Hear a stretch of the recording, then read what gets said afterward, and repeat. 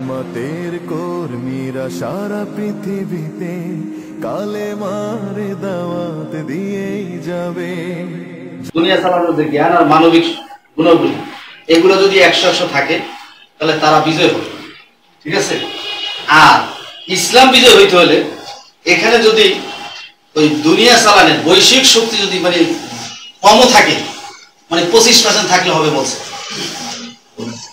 আর নৈতিক শক্তি যদি থাকে ওই 75% নৈতিক শক্তি সাপোর্ট দিবে।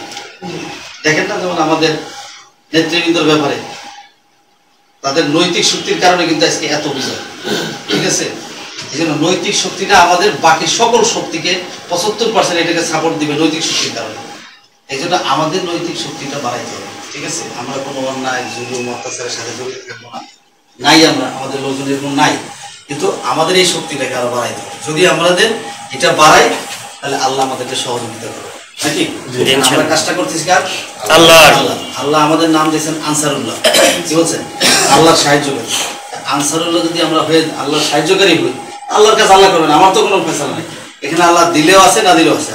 এই জন্য সময় তো ভাইরা, আমরা এখন থেকে যারা এখানে এই ময়দানে কাজ করবো, কয়টা কাজ করা লাগবে? 1 নম্বর হলো আল্লাহর সাথে সম্পর্ক যেগুলো, এগুলো বৃদ্ধি করতে হবে।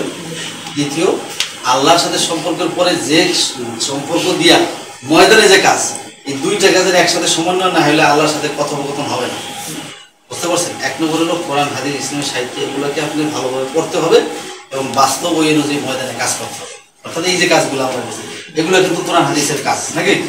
যে এই কাজগুলো যদি করি ময়দানে, আর ওদিকে যদি আমি আত্মগঠন করি, দুইটা সমন্বয় হইলে আল্লাহর সাথে কি হবে? আপনার সম্পর্ক হবে। আল্লাহর সাথে সম্পর্ক বৃদ্ধি হইলে আল্লাহ যখন দেখবেন একটা দলে এরকম কিছু উপযোগী লোক তৈরি হয়েছে, তাহলে সেখানে আল্লাহ বিজয় দিবে।